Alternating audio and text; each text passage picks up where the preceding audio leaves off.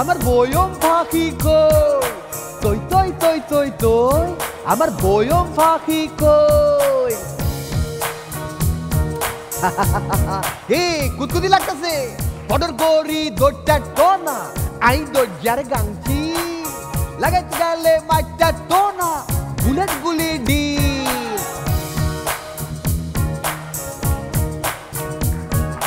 ইতিও না উতিও না আর নয় কেউ আপন।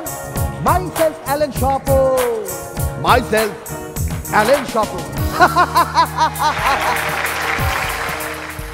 আজকে আমাদের মাঝে উপস্থিত আছেন অ্যালেন শপনের ডিরেক্টর শিহাব শাহিন।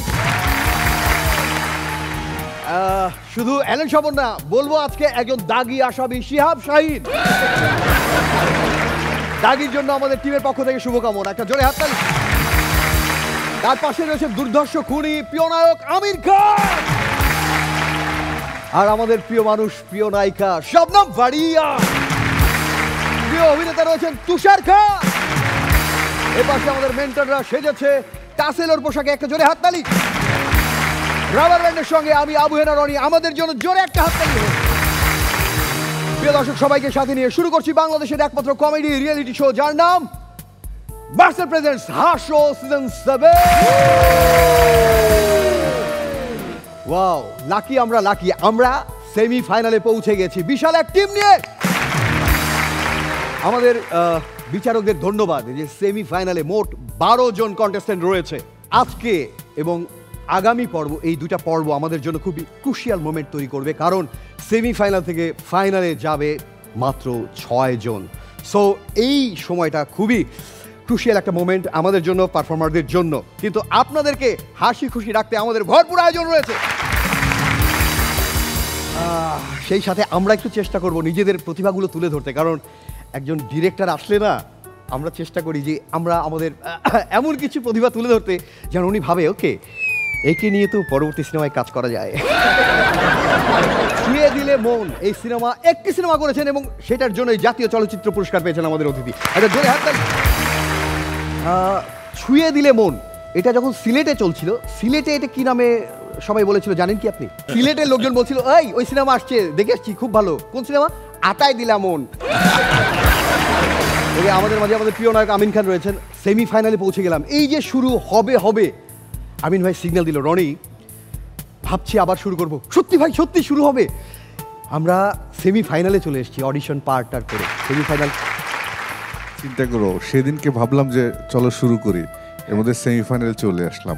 এতদিন যতগুলো এপিসোড হয়েছে, আজকে আমার কাছে সবচেয়ে টাফ ফিল হচ্ছে। এবং বিশেষ করে আমরা তিনজনই মনে মনে ভাবছিলাম যেন কোনো রকম রং ডিসিশন আজকে আমাদের থেকে যেন না হয়। খুব টেনশনে আছি, কারণ যে 12 জন পারফর্ম করবে সবাই টপ ক্লাস পারফর্মার। কি যে হয় নিজেরাও জানি না। ওকে, রং ডিসিশন যখন শব্দটা বললেন তখন আমার মনে পড়ে গেল, আপনার মনে হয় একটা আছে দাদির লাল বাক্স। কেন দাদির লাল বাক্স? কারণ পানির পিক ফেলে লাল করে ফেলেছে। ওকে, বুক ভরা ভালোবাসা যার, শবনম ফারিয়া নাম তার। সেমিফাইনাল, এই লম্বা জার্নি, নিশ্চয়ই এপিসোডগুলো দেখেছেন, আপনাকে দুর্দান্ত লাগছে, আপনার হাসিগুলো বেঁকে বেঁকে আসছিল। ওকে, আজকে খুব টাফেস্ট জব। আজকে না আমার এখন থেকে মন খারাপ লাগছে, কারণ আজকের এবং কালকের উপর অনেক কিছু ডিপেন্ড করে পুরো শোয়ের। সো এইটা চিন্তা করে খারাপ লাগছে, কারণ সবাই তো আসলে এখন আমাদের একটা পরিবার হয়ে গেছে, সবাইকেই ভালো লাগে, কাউকে বাদ দিতে গেলে খুবই কষ্ট হয়। আর সেখানে আজকে একটা পারফরমেন্সের উপরে জাস্ট অর্ধেক ছেলে মেয়ে বাদ পড়বে। ওকে, ঘোষণাটা আবার বলে রাখি, যে হবে চ্যাম্পিয়ন তার জন্য পুরস্কার থাকবে, সেই সাথে শবনম ফারিয়া তার সঙ্গে ঘুরতে যাবে। মনে আছে কিন্তু আমাদের ঘুরতে না, ডেটে যাব। ওকে, ডেটে। এখন যদি শৈলী হয় তখন কি হবে? আপনার পক্ষ থেকে আমরা হেল্প করে দেবো। তুষার খান, সেমিফাইনাল না, সেই গত পর্বের শুটিংয়ের সময় বলছিলাম যে আর মাত্র কয়দিন আমরা একসাথে কাজ করব, এত তাড়াতাড়ি সব শেষ হয়ে গেল, মানে মনটা অনেক মানে প্রচণ্ড খারাপ। মানে কিন্তু এই হাসির অনুষ্ঠানে মন খারাপ করে থাকলে হবে না, তো আমাদের এখন এই 2 দিন অনেক বড় দায়িত্ব আছে, সেই দায়িত্বটা পালন করতে হবে। আসলেই হঠাৎ করে শেষ হয়ে গেল এবং অপেক্ষা থাকবে পরেরটার জন্য। ওকে, শিহাব শাহীন ভাই, আপনি কখনো কোনো কমেডি তো কোনো নাটক টেলিফিল্ম কিছু বানাননি? অনেক রমকম নিয়ে কাজ করেছি, রোমান্টিক কমেডিতেও কাজ করেছি। এক্স ফ্যাক্টর ছিল, এক্স ফ্যাক্টর এটা একটা রমকম অনেক হয়েছে। মানে রোমান্টিক কমেডি, কমেডিতে থাকে সাটল ভঙ্গিতে থাকে। কমেডি শোয়ে তো এই প্রথম? কমেডি শো জাজ হিসাবে এই প্রথম। আর এদের অবস্থা দেখে মনে হচ্ছে আর দরকার নেই, এরা যে পরিমাণ নার্ভাস, কান্নাকাটি এখনই শুরু করে দিয়েছে, কাকে বাদ দেবো কাকে বাদ দেবো। ওকে, আমরাও কোয়াইট নার্ভাস, কিন্তু ওরা কিন্তু তৈরি, যারা তৈরি ব্যাকস্টেজে আছে, একে একে আনবো। কিন্তু তার আগে বলে রাখি যে এই সিজনে যে হবে চ্যাম্পিয়ন, মার্সেল তাকে দেবে 5 লাখ টাকা। যে হবে ফার্স্ট রানার আপ, মার্সেল তাকে দিচ্ছে 3 লক্ষ টাকা। যে হবে সেকেন্ড রানার আপ, মার্সেল তাকে দিচ্ছে 2 লাখ টাকা। ফোর্থের জন্য মার্সেল রেখেছে Marcel coated super saver inverter AC. এবং যে হবে ফিফথ, তার জন্য মার্সেল রেখেছে মার্সেল ওয়াশিং মেশিন। 6 যে হবে তার জন্য মার্সেল রেখেছে একটি মার্সেল রেফ্রিজারেটর।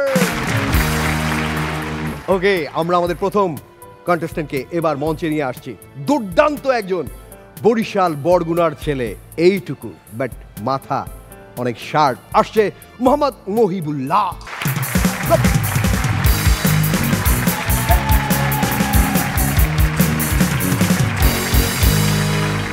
আসসালামু আলাইকুম জাজেদ, রনি চাচ্চু, রাবার ব্যান্ড,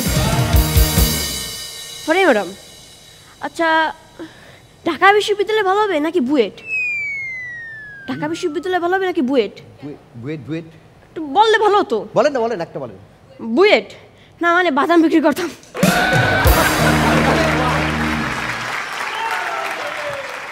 তুষার স্যার, সেদিনকে আমার মা এসে আমাকে বলতেছে, মহিবুল্লাহ তুই পাশের বাসার চিকুর সাথে খেলা করো না কেন?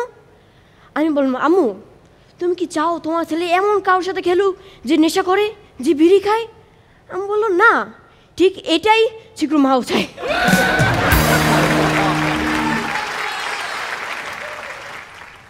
আমি স্যার, এই মানবতা এখনও টিকে আছে। কিভাবে? সেদিনকে একটা মাছকে দেখলাম পুকুরে ডুবে যাচ্ছে, তাকে নিয়ে রোদে রেখে দিলাম, এখন এই খুশিতে লাফাচ্ছে। পারি ম্যাডাম, সেদিনকে আমার আম্মু আমার কাছে এসে বলছে, মহিবুল্লাহ তোর রেজাল্ট সবসময় কেন খারাপ হয়? আমি বললাম, আম্মু তুমি তো সব জানোই, ভালো মানুষের সাথে সবসময় খারাপই হয়। রনি চাচ্চু, সেদিনকে আমার গার্লফ্রেন্ডের আমি কল দিয়ে বললাম, জান তোমার বাবা কি চেয়ারম্যান? সে বলে, হ্যাঁ হ্যাঁ আমার বাবা চেয়ারম্যান, আর তুমি বাবা চেয়ারম্যান বাড়ির জামাই। দূর রাখো চেয়ারম্যান বাড়ির জামাই, টিভিটা চালু করে দাও, তোমার বাপে চাউল নিয়ে ধরা খাইছে। রনি চাচ্চু, সেদিনকে ক্লাসের স্যার আমাকে একটা লাঠি দেখেই বলতেছে, মহিবুল্লাহ এই লাঠির শেষ প্রান্তে একটা ইডিয়েট আছে। আমি বলি, স্যার কোন মাথায়? আমি স্যার, আমাদের এই হাসা চলাকালীন সময় এই হাসর সেটে অনেক জনেরই জন্মদিন পালন করা হয়েছে। এই দ্বারা আমরা কি জানলাম? জন্মদিনের কেক এমন একটা খাদ্য, আপনি ফু দিতে গিয়ে যদি থুতো ছিটিয়ে দেন, সবাই চেটে পুটে খাবে। পারি ম্যাডাম, সেদিনকে একটা মহিলা একটা শপিং মলে যেয়ে একটা দোকানের সামনে 30 মিনিট লাইনে দাঁড়াইছিল। আচ্ছা, পরে দোকানদার বলতেছে, আফা আপনি যেখানে দাঁড়াই আছেন ওটা লাইন নয়, আপনার সামনে 3-3টে মূর্তি। কানা ঘরের কানা। রনি চাচ্চু, সেদিনকে আমি বিদ্যালয়ে দৌড় প্রতিযোগিতায় প্রথম হয়েছি। আচ্ছা, সেদিন তারপর আমার ক্লাসের শিক্ষক আমাকে বলতেছে, মহিবুল্লাহ তুমি যেই প্রথম হয়েছো, তোমার এই প্রথম হওয়ার পিছনে সবচেয়ে বড় অবদান কার?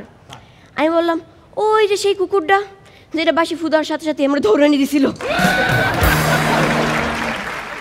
তুষার স্যার, আমার ছোট ভাই সামিল্লা সে হারায় গেছে। আমি থানায় গিয়ে পুলিশ অফিসারকে বলতেছি, স্যার আমার ছোট ভাই তো হারিয়ে গেছে। পুলিশ অফিসার বলে, কোনো চিন্তা করেন না, তাকে খুঁজে পাওয়া যাবে। আজকে সকালে তার একজোড়া মোজা আমরা রাস্তায় পড়ে থাকতে পেয়েছি, সেটা নিয়ে আমাদের কুকুরকে শুকাইছি। বাস এবার কুকুরটা জ্ঞান ফিরলেই হবে।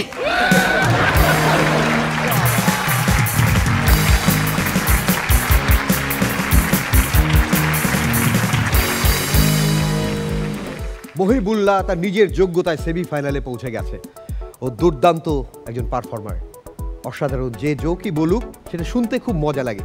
প্রত্যেক ঘরে ঘরে ছোটরা ইন্সপায়ার হবে এবং সামনের অডিশনে ঝাঁপিয়ে পড়বে যে মহিবুল্লাহর মতো আমরা হতে চাই। অনেক অনেক শুভকামনা। শুরুতেই আমাদের অতিথির কেমন লাগলো একটু জানতে চাই। হচ্ছে নাবালক ছেলে মনে হচ্ছে, কিন্তু গার্লফ্রেন্ড কিন্তু আবার আছে। গার্লফ্রেন্ড আছে না, স্টেজ প্রেজেন্সের একটু ইয়াদ ছিল, কিন্তু ইন্টারেস্টিং ভালো লাগছে আমার। আর একটু পারফরমেন্স আর একটু আর কি, কিন্তু ভালো লাগছে এই বয়সে জোক মারো, ঠিক আছে। আপনার ছুঁয়ে দিলে মনেও তো প্রেমটা ওই সেই স্কুল লাইফ থেকে মনে শুরু প্রেম করছে হচ্ছে। এগুলো শিহাব ভাইয়ের কাছ থেকেই শিখছে। ও বরাবর যেরকম সুইট পারফরমেন্স দেয়, আজকে একটু নার্ভাস মনে হচ্ছে, সেমিফাইনাল তাই। হ্যাঁ, এটা কোনো বিষয় না, এই পর্যন্ত যে এসছে এটাই তো বড় বিষয়, তাই না? অনেক ভালো ছিল মামুলা। ভালো ছিল বাবা, কিন্তু আজকে একটু নার্ভাস হয়ে গেছো তো, এটা বোঝা যাচ্ছিল, যেটা তোমার কখনো হয় না, কিন্তু তাও ভালো ছিল। Best of luck. Amin Khan. মহিবুল্লার পারফরমেন্স সত্যি আমার সবসময় ভালো লাগে। এই বয়সে এত সাহস করে পারফরমেন্স করে স্টেজে, এটা আসলে অনেক মানে একটা আনন্দের ব্যাপার। তার চেয়ে বড় যে জিনিসটা আমি খেয়াল করেছি সেটা হচ্ছে যারা পারফর্ম করছে এদের মধ্যে একমাত্র মহিবুল্লারই একটা বিশাল ফ্যান সার্কেল বা ফ্যান বেজ ইতিমধ্যে তৈরি হয়ে গেছে, এবং সারা বাংলাদেশে আমি যেখানেই যাই না কেন সবাই একজনেরই নাম বলে, সেটা হচ্ছে মহিবুল্লাহ বলে। এই এবং আমিন ভাই দুই ছেলে মহিবুল্লাহর ফ্যান, প্রচুর ফ্যান, এবং ওরাও রীতিমতো এখন প্র্যাকটিস করে। এটা একটা ইন্সপিরেশন কিন্তু, যে মহিবুল্লাহ যে এই বাচ্চাদের মাঝেও স্ট্যান্ড আপ কমেডিটা ও ছড়িয়ে দিতে পেরেছে। সবচেয়ে বড় জিনিস আমাদের মার্সেলের যে পরিবার আর কি, আমরা যেটাকে বলি মার্সেল ফ্যামিলি, একদম মার্সেল ওনার থেকে কোম্পানির ওনার যারা, সেখানে তোমার মতন একজন জুনিয়র আছে, সেও প্রচণ্ড রকম তোমার ফ্যান, মারাত্মক ফ্যান, এবং সে সবসময় খোঁজখবর রাখে যে মহিবুল্লাহর কী অবস্থা। আমি বলছি যে না, খুবই ভালো করছে, এবং সে তোমার জন্য একটি উপহার পাঠিয়েছে, বলছে আমার তরফ থেকে তাকে মহিবুল্লাহকে গিফট দেবেন। আসো সেই উপহারটা নিয়ে যাও।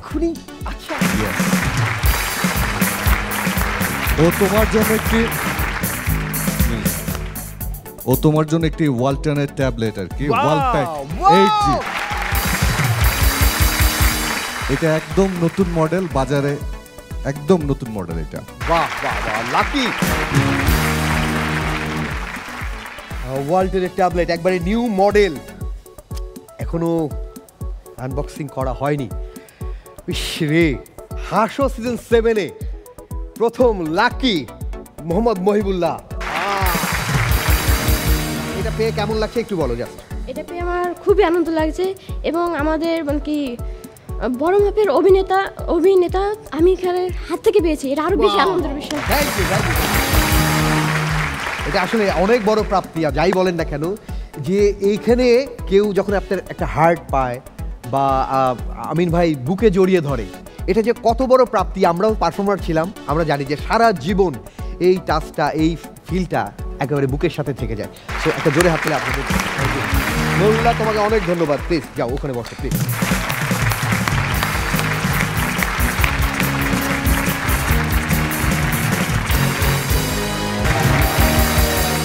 আমরা এই সিজনে সেমিফাইনালে চলে এসেছি। প্রত্যেক পারফর্মার একবার করে পারফরমেন্স করবার সুযোগ পাবে। মোট 12 জন কন্টেস্টেন্ট, 6, 6, 12 এই দুইটি গ্রুপে বিভক্ত হয়ে তারা পারফরমেন্স করবে। আজকে প্রথম দল পারফরমেন্স করতে আসছে। এবারে যাকে ডেকে নেব সে আসছে শবনম ফারিয়ার এলাকা থেকে। শবনম ফারিকে খুব প্লেন লাগছে, আপনার ঠোঁটে কি ওনার ছবিটা আছে? না, যখন কোনো ডিরেক্টর আসে তখন আমি একটু সময় লাগিয়ে সাজি। হ্যাঁ হ্যাঁ। এবং যে দুজন ডিরেক্টর আসছে, এর আগেও আরেকজন যে ডিরেক্টর আসছে এসে আমাকে একটা সিনেমা অফার করে গেছে। আজকে শিহাব ভাইও বললো যে আমার সিনেমা একটা ক্যারেক্টার করো, তো আমার লাভই হচ্ছে। না, আমি খালি বলছি যে আপনার ঠোঁটে কি ওনার নাটকটা আছে কিনা, লিপস্টিক।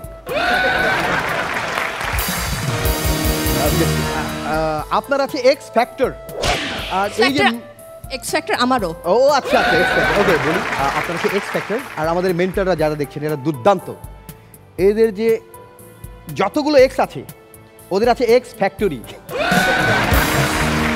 আর আমাদের আছে জোকসের ফ্যাক্টরি। এই ফ্যাক্টরি থেকে এবার একজন আসবে আপনাদেরকে আনন্দ দিতে। শবনম ফারিয়ার এলাকা কচুয়া চাঁদপুর থেকে আসে আল আমিন নীরব।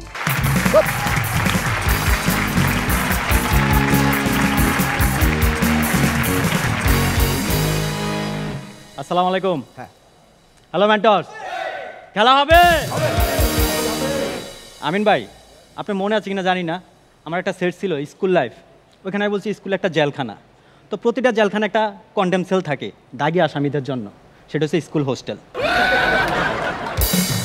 বড় লোকের সন্তানরা কি করে, যদি নষ্ট হয়ে যায় তাদেরকে রিহেবে দেয়, আর আমাদের মতো গরিব মিডল ক্লাসদেরকে দেয় হোস্টেলে।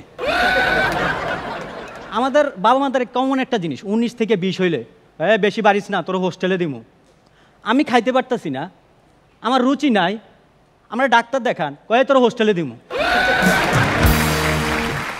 মানে আমার বাবা মাদের মনে হচ্ছে মনে কানে কানে কি সে গায়েবী আওয়াজে বলে, আপনার ছেলে কি দিন দিন নষ্ট হয়ে যাচ্ছে, লাগা হোস্টেল। আরে ম্যাম, হোস্টেলের কথা কি বলবো, আমি হোস্টেলে যাওয়ার আগে আমি জানতাম আমাদের প্রধান খাদ্য ভাত। হোস্টেলে যাওয়ার পর আমি দেখছি বাংলাদেশের শেষ খাদ্যও ভাত।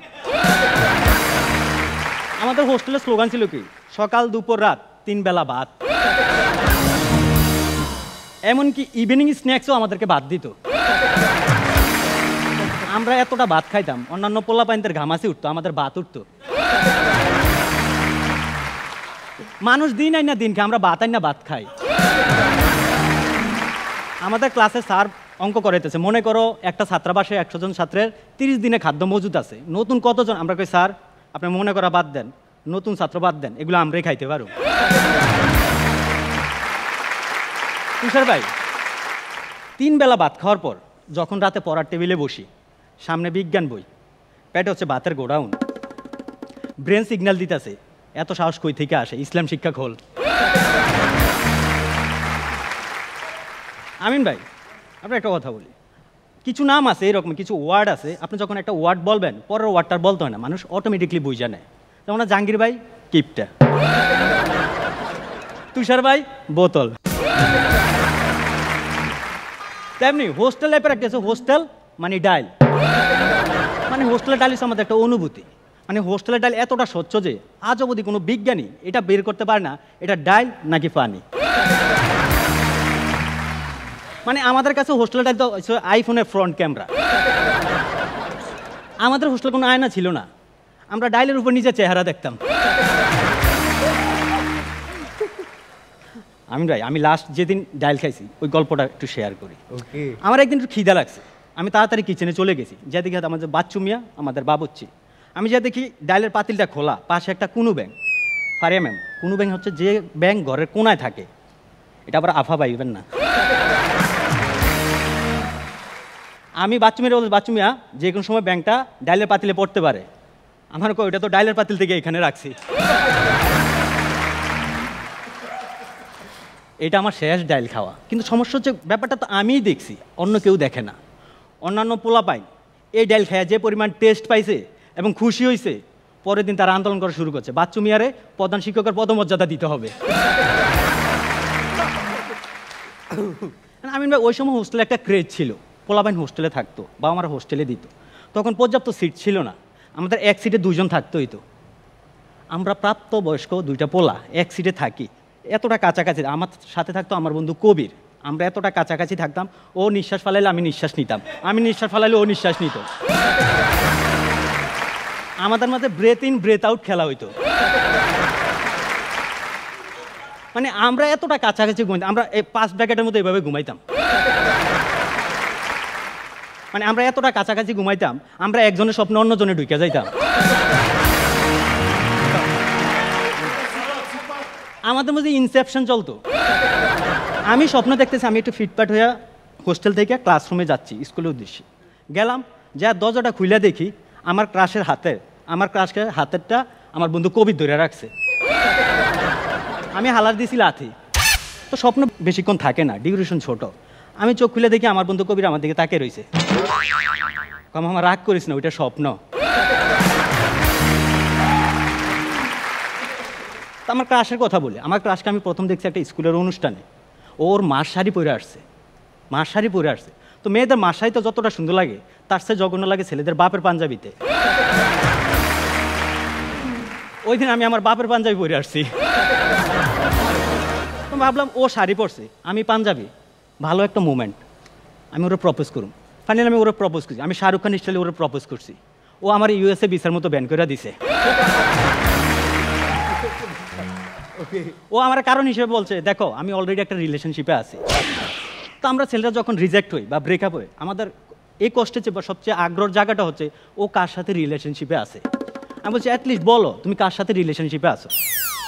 ও বলল কবিরের সাথে। স্বপ্ন সত্যি হয়। আমি বলছি তুমি কবিরের মেয়েদের কি এমন দেখছো যেটা আমার ভিতর নাই? কবির মেয়েদের ইজ্জত দেয়।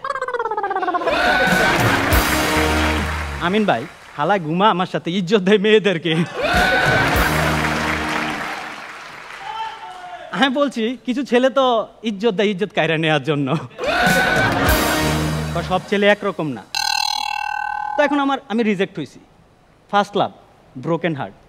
তো এখন আমরা ছেলেরা যখন রিজেক্ট হবে ব্রেকআপ হয়, আমরা দুইটা জিনিসই করি, এক কবিতা লেখে কবি হই, দুই হচ্ছে নেশাখোর হই। আমি দুইটাই হয়েছি। আমি ওর জন্য কবিতা লিখছি, শায়রি লিখছি, বলবো? তো একতরফা ভালোবেসেছি ভালোবাসি বলে, আজও তোমায় ভালোবাসি ভালো না বাসার ছলে। হয়তো তুমি সুখে আছো, হয়তো তুমি সুখে আছো প্রিয় মানুষদের বীরে, আমিও আছি বেশ নির্গুম রাত নিঃসঙ্গ একাকিত্বে। বিশ্বাস করো এখনো তোমায় পারেনি কেউ আমায় থেকে কেড়ে নিতে। এখন তো আমার কবিতা লেখা শেষ, কবি হয়ে গেছে, এখন আমার নেশাখোর হইতে হইব। তো আমাদের সবার ফ্রেন্ড লিস্টে তুষার ভাইয়ের মতো একটা লোক থাকে না? আমি ওর কাছে গেলাম, আমি জাস্ট যে এটাই বলছি, বন্ধু আজকে আমার মন ভালো নাই, 500 টাকা নিয়ে রাত 2টা হোস্টেলের পিছনে আসিস। আমি রাত 2টা হোস্টেলের পিছনে গেলাম, গুটগুটে অন্ধকার।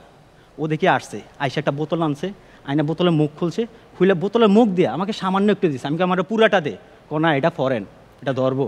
আমি হালকা একটু খাইলাম, আমাদের মাথা ঘুরাইতেছে।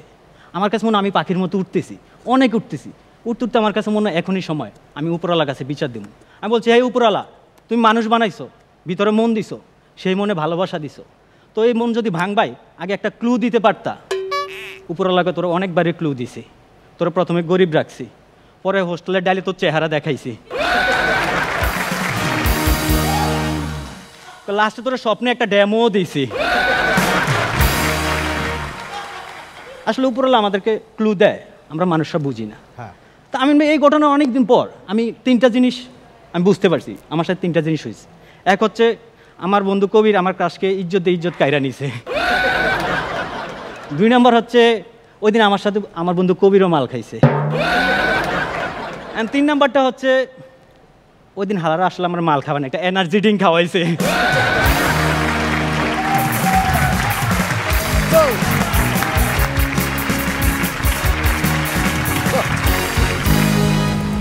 আলামিন নীরব দুর্দান্ত পারফর্মার। সেমিফাইনালে আজকে লড়ছে, প্রত্যেকে একবার করে সুযোগ, সো প্রত্যেকে তার বেস্টটা অবশ্যই দেওয়ার চেষ্টা করছে। আমাদের বিচারকদের কেমন লাগলো? শুরুতেই আমিন খান। আলামিন নীরব সুপার ছিল পারফরমেন্স, সত্যি হাসতে হাসতে একদম বুকের মধ্যে আটকে গিয়েছিল আমার, খুব এনজয় করেছি, বেস্ট অফ লাক। আমিন ভাই তো হোস্টেল লাইফ তো কাটাননি, আপনি তো একবার সুখে শান্তিতে সৌভাগ্য হয়নি। শবনম ফারিয়া। নীরব ভালো ছিল। যেদিন তুমি আর হৃদয় আসার আগে ও বলে যে ফারিয়াপুর এলাকা থেকে আসছে, তখন আমি নিজেও একটু হালকা নার্ভাসটা বেশি হয়ে যাই, কারণ এলাকার মান বলে একটা ব্যাপার আছে, তো মান রাখছে আমার এলাকার। ভালো ছিল। তুষার খান। নীরব বরাবর নীরবের মতনই ছিল, আজকেও অনেক ভালো ছিল, অনেক ভালো ছিল। ওকে, ওই যে শুরুটা কি ছিল, যেন কেউ টুইয়ে হয়ে গেলে, খারাপ হয়ে গেলে তাকে রিহাবে দেয়, আর কেউ যদি দারুণ অভিনয় করে আমরা তাকে সেখানে শিহাবে দিই। এটা আমার খুবই ভালো লেগেছে, বিশেষ করে একটা কমপ্লিটনেস ছিল পুরো পারফরমেন্সটাতে। তার স্টেজ প্রেজেন্সটাও খুবই ভালো, অ্যান্ড হিউমারটাও ভালো ছিল, কনফিডেন্টলি সে বলেছে, পাঞ্চ লাইনগুলোও অ্যাট্রাকটিভ এবং টাইমিংটাও আমার কাছে ভালো লেগেছে। ওভারঅল ব্যালেন্স পারফরমেন্স এবং একটা সাবজেক্ট ম্যাটারের উপরে এতক্ষণ ধরে যা করা, আমি র্যাগিং সাইডটাও চাইছিলাম যে র্যাগিং নিয়েও কিছু হ্যাঁ, করো, so but it was brilliant, good, very good, I like it. আপনি কি হোস্টেল লাইফ আপনি কাটিয়েছেন তো? কাটিয়েছি হোস্টেলে হয়তো অনেক কিছুই, কত কিছু যে খেয়েছি, আমরা তো অন্য তখন যা পাওয়া যেত তাই খেতাম পিছনে। ওকে, ওই যে যখন ডাইলের কথা বলছিল, আমার বাড়ি আবার রাজশাহী, আমার ডাইল মানে বুঝছি, আমরা যখন ডাইল তো আমাদের ওখানে ডাল আবার হচ্ছে যে ফেন্সি কবুতর পালা হয় না, ফেন্সি কবুতর কেন, ফেন্সি মানে খাঁচায় রাখা, আমাদের ওখানে ডাল আবার খাঁচায় রাখা হতো, সেই ডাল আবার ফেন্সি ডাল। ওকে, দুর্দান্ত ছিল। ওকে, শুভকামনা থাকলো, ফাইনালে যাওয়ার জন্য সবাই লড়ছে, সেই দৌড়ে কতটা এগিয়ে থাকবে দেখার বিষয়।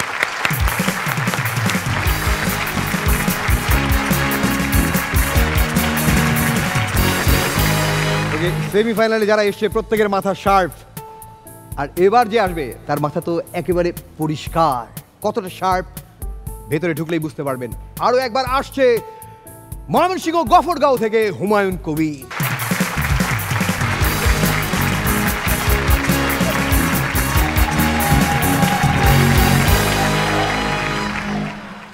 আসসালামু আলাইকুম। তো দেবর হিসাবে আমি খারাপ না, দেখে ফেলেছি আমিন ভাইয়ের সব মুভি। দেবর হিসাবে আমি খারাপ না, দেখে ফেলেছি আমিন ভাইয়ের সব মুভি। রনি ভাই একটু সাবধানে থাকবেন, আজকে টপিক ভাবি। তো ভাই ভাবি আর আমি মিলে আমাদের ছোট্ট সংসার। তো ভাবির কাছে গেলাম যে ভাবি আমি বিয়ে করবো। বিয়ের কথা শুনে যেদিন তুই না হেসে লজ্জা পাবি সেদিন বিয়ের কথা বলবি। তো বুঝলাম বিয়ে করতে হলে লজ্জা পাইতে হয়। তারপর গেলাম ভাইয়ার কাছে, ভাই আমি বিয়ে করবো। ভাই মাই শুরু করছে, কই সরি বল। ভাই আমি তো কিছু করি নাই, আবার মাই শুরু করছে সরি বল। ভাই আমি তো কোনো দোষ করি না, তো সরি বলবো কেন? যেদিন বিয়ের কথা শোনার পর তুই সরি বলবি তখন বিয়ের কথা বলবি। এখন বুঝতে পারলাম বিয়ে করতে হলে সরিও বলতে হয়। তো এখন আমি লজ্জাও পাই, সরিও বলি। ফারি আপু সরি, আমার খুব লজ্জা লাগতেছে। আমিন ভাই, কোনো মেয়ের সাথে প্রেম করতে হলে 30-40 ছেলের সাথে কম্পিটিশন করতে হয়, আর কোনো ভাবির সাথে প্রেম করতে হলে শুধু ভাবি দামের সাথে কম্পিটিশন করতে হয়। তো সেদিন পাশে ভাবির সাথে ধাক্কা লাগছে, আমি লজ্জাও পাইছি, সরিও বলছি। তো কিছুক্ষণ কথা বলার পরে আমাদের মধ্যে বোঝাপড়া হয়েছে। আমি ভাবি নাম্বার নিলাম, চাইলাম হোয়াটসঅ্যাপ নাম্বার, দিছে ইমো নাম্বার। বুঝছি ভাবির স্বামী বিদেশ। তা আমাদের মধ্যে ইমোতে চ্যাট হয়। তো আমার বলতেছে তোমার এত রিপ্লাই দিতে দেরি হয় কেন? আমি বললাম যে তোমার মেসেজ আমি 5 বার পড়ি তারপর রিপ্লাই দিই। তুমি আমাকে এত ভালোবাসো? আমি না ভালোবাসি না, তুমি এত বেশি বানান ভুল করো, তোমার লেখা আমি 5 বার না পড়লে বুঝি না। চ্যাটিং বন্ধ, এখন শুধু অডিও কল আর ভিডিও কল। একদিন রাতে প্রায় 3টা-4টা পর্যন্ত কথা বলতেছি, খুব রোমান্টিক কথা বলতেছি। বলতে তুমি এখন কি করো? আমরা ছোটো ভাইয়ের ঘুম পাড়ানোর চেষ্টা করতেছি। ছোটো ভাই? আমি তো কোনো ছোটো ভাই নাই। আমি না, ওই গ্রাম থেকে আমার খালতো ভাই আসছে। আমিন ভাই আমারই ভাবি কোনো কথা নাই বার্তা নাই, যে কোনো সময় ফেসবুক লাইভে এসে পড়ে। তো সেদিন ফেসবুক লাইভে এসে বলতেছে হ্যালো গাইস, আমি এইমাত্র গোসল করে আসছি, এখন নাস্তা করবো, তোমরা যে আমার সাথে নাস্তা করতে চাও এখনই চলে আসো। আমি নিজে কমেন্ট করলাম, ভাবি আমি খুব কষ্ট পাইছি, আমি আসতে পারবো না। কেন? না নাস্তা করার জন্য ডাকলেন, কই গোসল করার সময় তো ডাকলেন না। তো ভাবির বাসায় গেলাম, নাস্তা করলাম, নাস্তা করার বলতে তোমার কেমন ভাবি পছন্দ? আমি বললাম যে যার কোলে মাথা রেখে ঘুমাইলে চেহারা দেখা যায় না। রনি ভাই আমি কোনোভাবেই কোনো ভাবিকে না করতে পারি না, আবার কোনো ভাবির কথায় নিজেকে পাল্টাতেও পারি না, তাই বাধ্য হয়ে ভাবি পাল্টাই। আমি আরেকটা ভাবি পটাইছি, গেছি দেখা করতে। তো বলতেছে তুমি আমাকে কতটা ভালোবাসো? আমি তো তোমাকে এতটাই ভালোবাসি যে যেদিন থেকে জানছি তোমার ফেভারিট কালার হলুদ, তখন থেকে ব্রাশ করা সাইডে দিছি। তো আরেকটা জিনিস, যে চশমা পরা ভাবিদের সাথে প্রেম করলে 2টা সুবিধা আছে, অনেকটা এক টিকেটে 2 ছবির মতন। চশমা পরলে একজন, চশমা খুললে আরেকজন। তো এতক্ষণ তো অন্যের ভাবি নিয়ে কথা বললাম, নিজে ভাবি নিয়ে কিছু কথা বলি। ফারিয়া রাগ করে আছে, বলবো? তো আমার ভাবি যখন বাপের বাড়ি যায়, ভাই যে কেমন থাকে আমি বুঝি না। তো আমি তো পাশের বাড়ি ভাবি 5 মিনিট লাগে দোকানে গেলে আমার বুক চিনচিন করে। সেদিন ভাবি বলতেছে শোনো তুমি বলো আর তোমার ভাই বলো যে আমরা মেয়েরা নাকি কোনো কাজ করি না। আচ্ছা আমরা মেয়েরা না থাকলে তোমাদের কাপড় চাপড় পরিষ্কার করতো কি? ভাবি তোমরা মেয়েরা না থাকলে আমরা ছেলে তো কাপড় চাপড়ই পরতাম না। আর একটা কথা বলা হয় নাই, আমার ভাবি নাম হলো রেখা। তো ভাবি ডেলিভারির সময় তো ভাইয়া শ্বশুর ফোন দিল যে রেখার কি অবস্থা, বাবা ফোন রাখেন, রেখার কাটাকাটি চলতেছে। 2 ঘন্টা পর আবার ফোন দিছে যে রেখার কি হয়েছে, বাবা রেখা একটা সরল রেখা হয়েছে 2টা বিন্দু সহ। তো গত এপিসোডে কিন্তু আমিন ভাই বলছিল ভাই রেগুলার জিম করেন। আমিন ভাই আপনাকে পরামর্শ দিই, আপনার রেগুলার জিমে গিয়ে ভারী ভারী যন্ত্রপাতি না তুলে প্রতিদিন ভাবিরে 2-1 বার করে কোলে নেবেন, সম্ভব হইলে পাশের ফ্ল্যাটে ভাবিকে কোলে নেবেন, এতে করে শরীর আমন 2টা ভালো থাকবে। কিন্তু আপনি কোন হসপিটালে থাকবেন সেটা আমি জানি না। সেদিন ভাবি রনিবারে ভিডিও কল দিয়েছে, রনি তুমি কই? আমি তো শুটিংয়ে। কেন কি হয়েছে, কোনো সমস্যা? কই না, পাশে ভাবি পালাইছে। তো পাশে ভাবি পালাইছে, তুমি আমার ফোন দিছো কেন? না শিওর হইলাম লোকটা তুমি কিনা। তো সবশেষে একটা কথা বলতে চাই যে এতক্ষণ যা বললাম সব কাল্পনিক। তো মাঝে মাঝে ভাবি আমি যদি কারো ছোটো ভাই হইতাম আমার একটা থাকতো ভাবি। আমি সংসারের বড় ছেলে, আমি খুবই অভাবী। বাহ,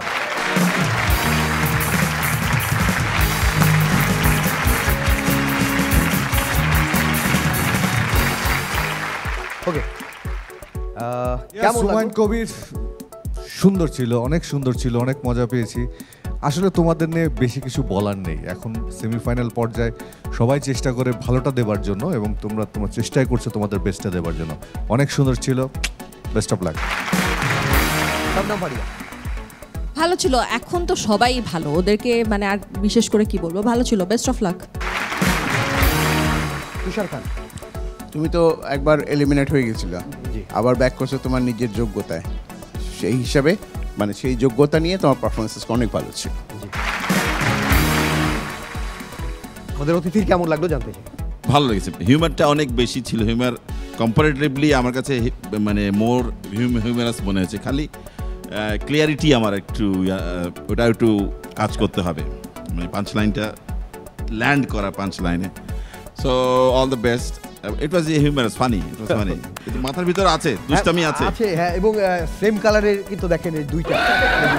ওস্তাদ হচ্ছে ইশতিয়াক নাসির আর এখানে হুমায়ুন কবির, দুইটা সেম মডেল। দুর্দান্ত হুমায়ুন কবির ভাই। এবং আরেকটা বলে রাখি, হুমায়ুন কবির ভাই কিন্তু আরও অনেক বিষয়ে এক্সপার্ট। তার মধ্যে একটা হচ্ছে ভাই হ্যাঁ ফায়ার স্পিনিং, সে আগুন নিয়ে খেলতে পছন্দ করে, সেইটা সুযোগ আজকে হলো না। ওকে, অনেক ধন্যবাদ। ঠিক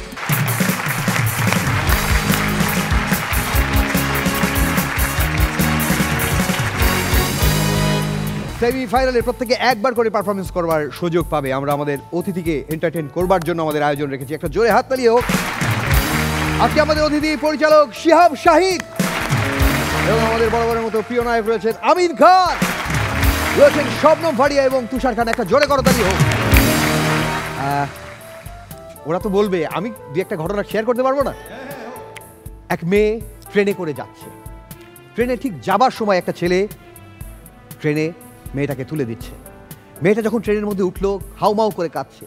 পাশে থাকা এক মহিলা সান্ত্বনা দিয়ে বললো, আমি জানি হাজবেন্ডকে ছেড়ে যাওয়ার কষ্ট আমি বুঝি, তোমার খুব কষ্ট হচ্ছে তাই না? বলছে না, হাজবেন্ডকে ছেড়ে যাচ্ছি না, ওকে ছেড়ে হাজবেন্ডের কাছে যাচ্ছি। এটাকে এক কথায় কি বলবেন? কি কাছের মানুষ দূরে থুইয়া। আমাদের শিহাব শাহিন ভাই, আর একটা জোরে হাততালি হোক। ওকে, আমরা কাছের মানুষ দূরে থুইয়া সেটা অনেক আগের, আমরা দাগি নিয়ে একটু শুনতে চাই। দাগি নিয়ে আর কি বলবো, দাগির কথা তো সবাই বলছে, দেখছেন আপনারা মানুষজন কীভাবে গ্রহণ করছে। আমার যেটা সবচেয়ে ভালো লেগেছে দাগির জন্য যে এটা যা বলতে চেয়েছি তা মানুষ বুঝতে পেরেছে, এটাই আমার সবচেয়ে ভালো। দর্শকদের অনেক অনেক কৃতজ্ঞতা আমার, যে তারা আমার ফিল্মটিকে তাদের নিজের করে নিয়েছেন, এবং অগণিত সংখ্যক মানুষ হলে যাচ্ছেন, এটাই আনন্দ, এটাই আমার। আচ্ছা, আমার শুধু জানার ইচ্ছে যে সেই ছুঁয়ে দিলে মন, তারপর সেখান থেকে দূরে সেই দাগি, মানে এত দেরি কেন, এবং লাইফে ফিল্ম এত কম মন কেন? ছুঁতে পারে নাই দেখি ক্রিমিনাল হয়ে গেছে, এই জন্য দাগি হয়েছে। এবং আমি অনেক কমেন্টস দেখেছি সেখানে, শিহাব শাহিন ভাইয়ের জন্মদিনে অনেকে শুভেচ্ছা জানিয়েছে এবং বলেছে যে আপনি ফিল্মের সাথে থাকবেন, অর্থাৎ আপনি যেন আরো অনেক ফিল্ম করেন। সেই চেষ্টা তো করবই, আপনারাও আরো করে বেশি আসবেন, যত আসবেন ততই না কামাই কেন রুচি থাকবে। শিহাব ভাই নাটক কেন বানাবে না? এক্সকিউজ মি, উনি ফিল্ম বানাবে, আপনি সেই ফিল্মে ঢুকবেন, এটা বলেন। নাটকও বানাবে উনি, সবকিছুতে থাকবে। ও সবকিছুতে থাকবে অবশ্যই। ওকে, এবং সেই ফিল্মে ওই আর কি রাখলেন আর কি, শুধু হলে দর্শক কেন, আমরা ফিল্মের ভিতরেও থাকতে চাই। একটা জোরে হাততালি হোক। এবার দুর্দান্ত একজন পারফর্মার আসবে। ফিল্মের কথা বললেই রিয়াজ, মোহাম্মদ রিয়াজ নামটা চলে আসে, আর রিয়াজ নাম শুনলেই চট্টগ্রাম, চট্টগ্রাম মানে মিরসরাই চট্টগ্রাম থেকে আসছে মোহাম্মদ রিয়াজ উদ্দিন।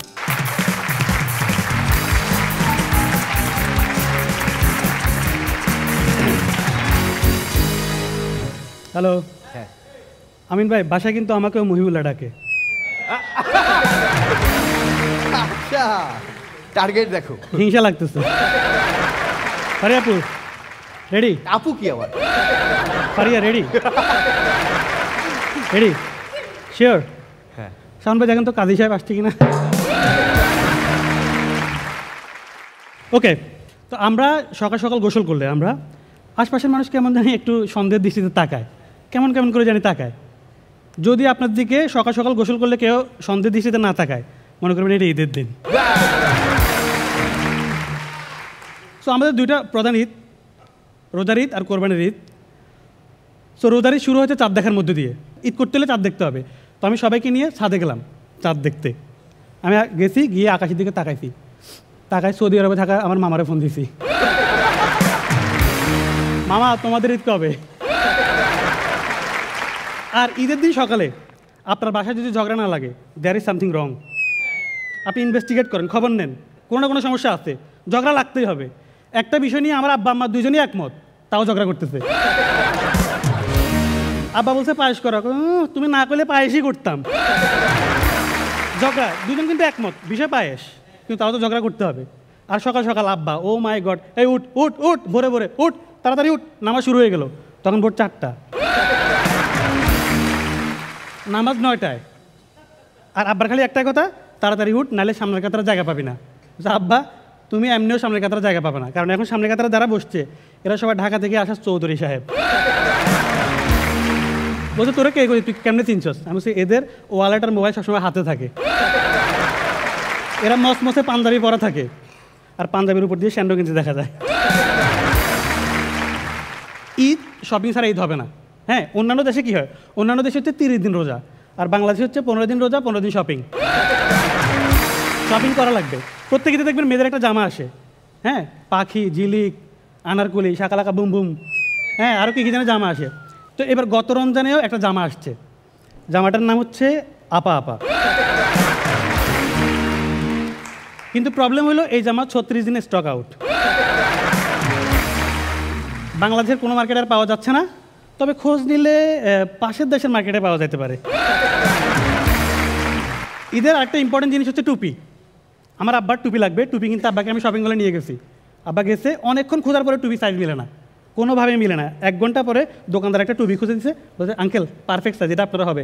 আব্বা এটা মাথায় পরে হাঁটা শুরু করছে, বলছে এদিকে আসেন এদিকে আসেন, টাকা হারাম দাদা, আমি এটা পরেই দোকানে আসছি। ইদানিং একটা নতুন ট্রেন্ড শুরু হয়েছে, বয়ফ্রেন্ড গার্লফ্রেন্ড এরা নিজেদের মধ্যে পাঞ্জাবি আর জামা আদান প্রদান করে, গিফট। তো আমার গার্লফ্রেন্ড আমাকে পাঞ্জাবি গিফট করবে, আমার ঘুম থেকে উঠে নিয়ে গেছে, আসো। তো আমরা একটা পাঞ্জাবি গিফট করছে, ও শুধু গিফটই করছে, পে আমি করছি। তো আমারও তো ওকে কিছু দিতে হবে, এটা আমার নৈতিক এবং বয়ফ্রেন্ডীয় দায়িত্ব, আমাকে কিছু দিতে হবে। আমি বলছি আচ্ছা তুমি কি নিবা দেখো, মনে মনে ভাবতেছি আল্লাহ মেয়েদের জামা কাপড় দিয়ে দাম, তো 3টা জামা খুঁজে আনছে, দেখো তো কোনটা ভালো লাগে, এটা এটা নাকি এটা। আমি বলছি টাকা নষ্ট করে কী লাভ, তোমার তো জামা ছাড়াই ভালো লাগে। এটা শুনি ও লজ্জা পাইছে, বলছে কি যে বলো না, হ্যাঁ এটা তো সবাই বলে। যাই হোক, তো আমি আগে মাস্ক পরে শপিং মলে যেতাম শপিং করতে, কিন্তু হাসতে আমার কয়েকটা এপিসোড পাবলিশ হওয়ার পরে আমি আর মাস্ক পরি না,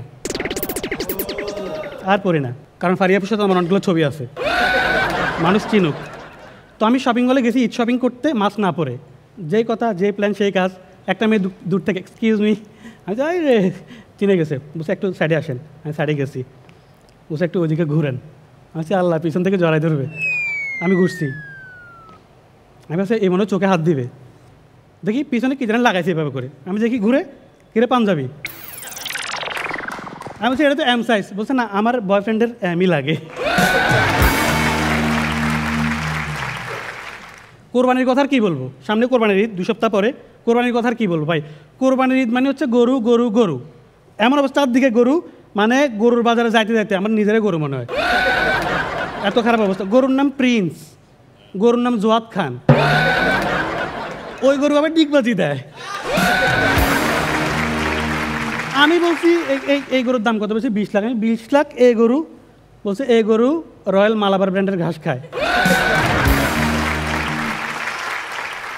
আপনারা একটা ডায়লগ শুনছেন না, আর কাউরে পান নাই, বারবার শুধু আমার উপরে, বারবার শুধু আমার উপরে, কেন শুনছেন না? হ্যাঁ, এটা আমি গরুর হাটে গিয়ে গরুরে বলছি 10 নম্বর লাথি খাওয়ার পরে। আর গরুর হাটে আরেকটা সমস্যা হলো কি, আপনি গরু কিনে বাসায় যাবেন, সবাই জিজ্ঞেস করবে ভাই কত কত কত। আমি বিরক্ত হয়ে গেছি, আমি বিরক্ত হয়ে একটা কাগজে গরুর দাম লিখে গায়ে লাগাই দিয়েছি গরুর। এবার যাচ্ছি, একজন জিজ্ঞায় ভাই গায়ের রেটে পাইছেন নাকি একটু কমে কিনছেন? ঈদের হচ্ছে আর একটা কমন জিনিস কোলাকুলি।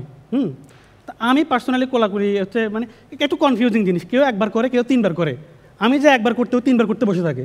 তো এই জন্য পার্সোনালি আমি কেমন লজ্জা লাগে, আমার কাছে অকওয়ার্ড লাগে, কোলাকুলি আমি করতে চাই না। আর আমার বাড়িও তো চিটাগাং।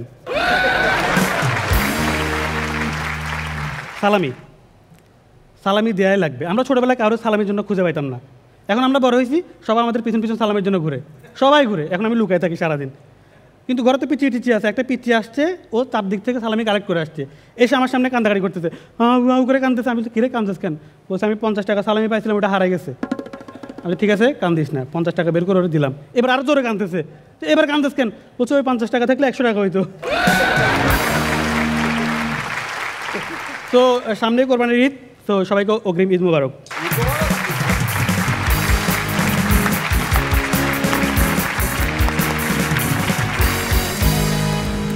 ওকে, আর মাত্র কয়েকদিন পরে ঈদ, আগেই ঈদের ফ্লেভার একবারে পেয়ে গেলাম। রিয়াজ ভাই দুর্দান্ত, দারুণ লাগছে। আমরা কেন ঈদের মতো সেজে আসলাম না? ওকে, প্রথমেই তুষার খান। ওর শুরুতে ওই যে চাঁদ দেখার কথা বলছিল, যে আমার ছোটবেলার কথা মনে পড়ে গেল, যে ছোটবেলায় চাঁদ দেখা যেদিন যাবে বা কোনোখান থেকে ওই দেখা গেছে পড়াশোনা বন্ধ, ঈদ ওই সন্ধ্যা থেকে শুরু হয়েছে, লেখাপড়া বন্ধ, এই সন্ধ্যায় আর পড়তে হবে না, তা আনন্দ তখন থেকে শুরু হতো। ভালো ছিল রিয়াজ, অনেক ভালো ছিল। ওকে, চাঁদের মতো মেয়ে শবনম ফারিয়া বলবে। ভালো ছিল রিয়াজ, ভালো ছিল। ওকে, আমিন খান। রিয়াজ যখন আসছিল আজকে হঠাৎ করে পায়জামা পাঞ্জাবি দেখে আমি নিজে কনফিউশন ছিলাম, কিবার আজকে কি ঘটনা কি। দেখলাম ও যে প্লটটা নিয়ে পারফর্ম করবে ঠিক প্লটের সাথে মিলে গিয়েছে, অসাধারণ ছিল কনসেপ্ট, এবং সত্যি একটা ঈদ আনন্দ ফিল হচ্ছিল, এবং প্রত্যেকটার মধ্যে একটা রেশিও ছিল, একটা মালা গাঁথার মতো ছিল পারফরমেন্সটা। আমি খুব এনজয় করেছি, রিয়েলি অনেক সুন্দর ছিল। Best of lakh. শুক্রবারে নামাজ পড়ার জন্যই পাঞ্জাবিটা পরে, কিন্তু ওইটা ম্যাচিং হয় বিকেলে ওই শাড়ি পরার মেয়েটার সাথে। তো অ্যাকচুয়ালি ঈদের জন্যই পড়েছে, তারপর মাঝখানে ওই কাজীটাও ডেকেছে, সব একসাথে হয়ে যাবে। ওকে, না ভালো লেগেছে, ও খুবই রিল্যাক্সড ছিল, ওর নিজস্ব একটা স্টাইল, আমি একটা স্টাইল এই প্রথম পেয়েছি যেহেতু যে কজন দেখলাম, এটা নিয়ে ওয়ার্ক করলে আরও ভালো হবে। এবং ল্যান্ডিং, পাঞ্চ লাইনের ল্যান্ডিংটাও ভালো লাগছে, মানে অরিজিনালি মনে হয়েছে, ইন্টারেস্টিং লেগেছে, ভালো লেগেছে। ওকে রিয়াজ ভাই, আপনার উপর আমি বলবো যে সবাই খুশি, সেমিফাইনালে কিছু বলার নেই, কিন্তু বাট আপনার নামটা ডাকলে প্রত্যাশা আমাদের আরও অনেক বেশি থাকে, সো সেটা মিস করেছি, কিন্তু সেটা আপনি নিজেই সেটা কভার করে দেবেন, সেই প্রত্যাশা আপনার উপর থাকে। অনেক অনেক ধন্যবাদ।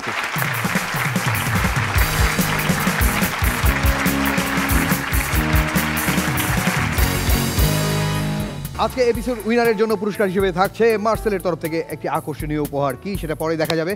আপাতত আমরা আমাদের পরবর্তী কন্টেস্টেন্টকে ডেকে নিতে চাই, যার বাড়ি খুলনায়। খুলনা খালিশপুর থেকে আসছে মোহাম্মদ তারেক মাহমুদ।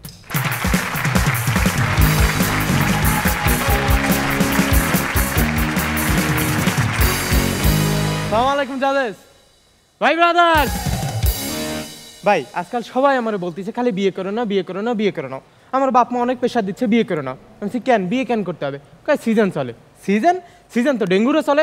এডিস মশারা এসে বলবো ভাই আয় আমার কামরায় দিয়ে যা। বাপ মা বোঝে না কেন জানি না। ভাই জীবনে 3টা জিনিস কখনো করবেন না। 1, বাপ মার পছন্দের বিয়ে, 2, নিজের পছন্দের বিয়ে, আর 3, বিয়ে। আমার বাপ মা আমার বন্ধু বান্ধব উদাহরণ দেয়, দেখ তোর বন্ধু বান্ধবের বাচ্চা হয়ে গেছে, বিয়ে হয়ে গেছে। আমি বললাম আব্বা আগে ক্লিয়ার করো তোমার কোনটা দরকার, আমার বাচ্চা হওয়াটা জরুরি নাকি আমার বিয়ে হওয়াটা জরুরি? আচ্ছা আপনারাই বলেন বাচ্চা হওয়ার জন্য কি বিয়ে হওয়া জরুরি? এই যে এত বড় প্লেয়ার মেসি, তার আগে বাচ্চা হয়েছে তারপরে বিয়ে হয়েছে, সে না আমি কোন হনু? আমার বন্ধু বান্ধবের বিয়ে হয়েছিল, বিয়ের পরে ভাই এর আগে কত সুন্দর স্মাইল করতো, আর বিয়ের পরে শালাকে মনে হয় ওকে সুখ সব কেউ চুষে নিয়ে চলে গেছে। ভাই বিয়ের পরে আমার ওই এক বন্ধু আসলো, একটা অনুষ্ঠানে দেখা হয়েছে, ওর বউরে নিয়ে আসছে, আর বউরে আছে, এখন ওর একটা ফোন আসছে, ফোন আসলে আবার ওই বউরে করছে যে may I receive the phone call. আমি বুঝলাম না, একটু পরে ও একটু ওয়াশরুমে যাবে, তার জন্য হচ্ছে জিজ্ঞেস করতেছে বউরে may I go to the washroom. আমি বললাম ওরা ডাক দেবে এদিকে এদিকে এদিকে এদিকে। আচ্ছা তুই কি বিয়ে করছিস নাকি স্কুলে ভর্তি হয়েছিস? ভাই আমার বউ স্কুল টিচার, বাসুর হাতে তো ঢুকার আগেও জিজ্ঞেস করে নিয়েছিলাম মে আই কাম ইন। ভাই একটা ছেলে সব সময় খুব আশা নিয়ে থাকে, প্রথম রাত খুব এক্সাইটমেন্ট। আমার এই বন্ধু তার কাহিনী বলতেছে, প্রথম রাত এক্সাইটমেন্ট নিয়ে খুব ঢুকছে, সব আনুষ্ঠানিক কার্যক্রম খুব সফলতার সাথে সম্পূর্ণ করছে। বউ তো স্কুল টিচার, বলতেছে এই একই কাজ আরো 5 বার করে দেখাও।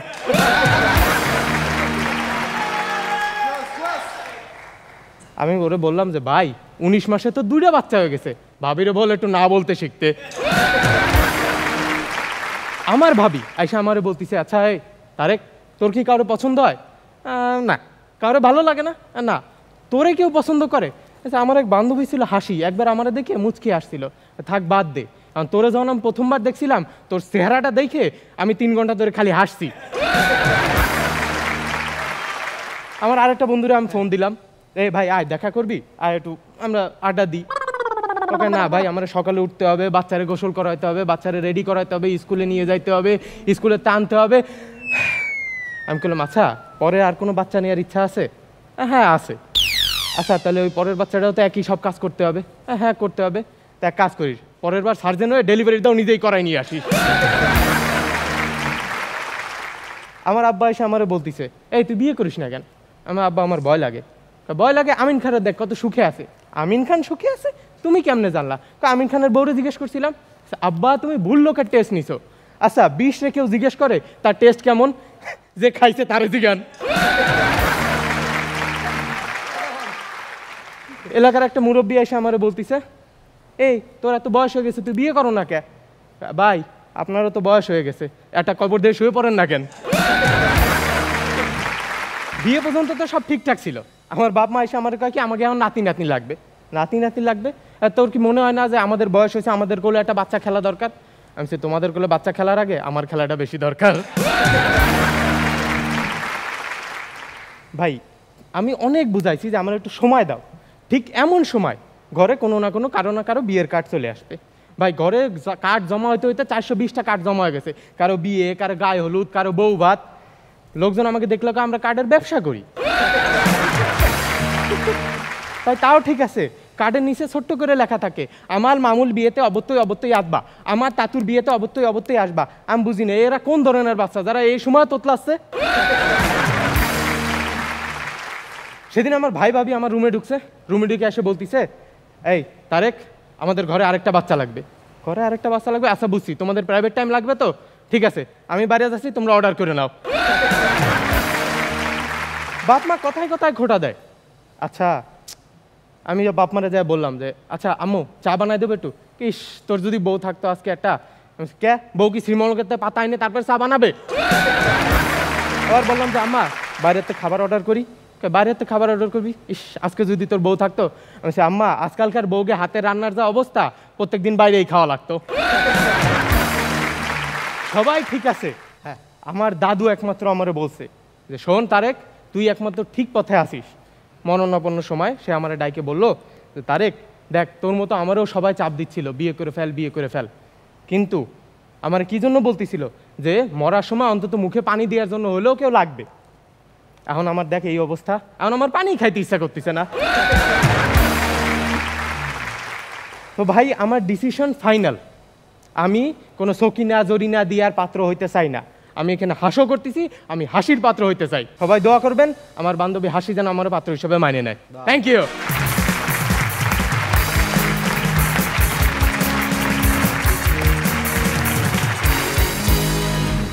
খুলনা খালিশপুর থেকে তারেক মাহমুদ নামটা বলতেই মানে একেবারে পুরো খুলনা একটা পাওয়ার কাজ করতো। সেই সেমিফাইনালে তারেক মাহমুদ গুটি গুটি পা পা করে দুর্দান্ত। বিয়ে এখনো হয়নি, এই কারণে বিয়ে নিয়ে অনেক মজা করা গেছে, করলে এই হাসিটা দেখা যেত না হয়তো। তবে অ্যারেঞ্জ ম্যারেজ যিনি করেছেন শিহাব শাহিন ভাই বলবে। এবার অ্যারেঞ্জ ম্যারেজ তো করি নাই আমি। অ্যারেঞ্জ ম্যারেজ আপনার নাটক অ্যারেঞ্জ ম্যারেজ? ও নাটক, আমি জানি আমি নাটকের কথা বলছো তুমি। আমি জোক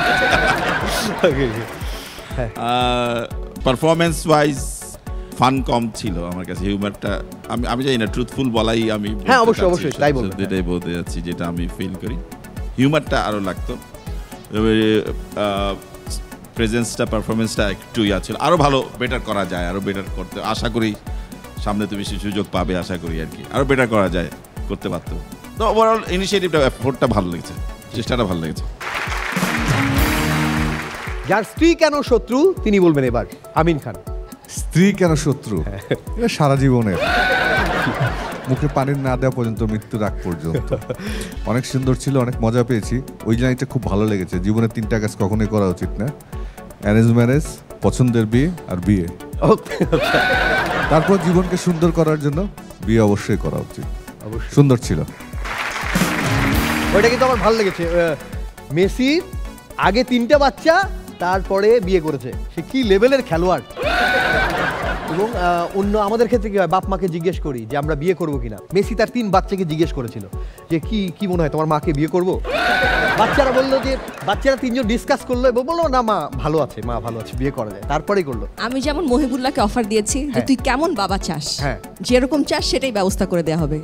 মহিবুল্লাহ তো রেসপন্স করে না। মহিবুল্লাহ কেমন বলো, তুমি বলো, আমাকে আপন ভেবে বলতে পারো, বলো মহিবুল্লাহ বলো। ও আচ্ছা, শিহাব ভাই আসলে এই না না না ইনফ্লুয়েন্স করা যাবে না।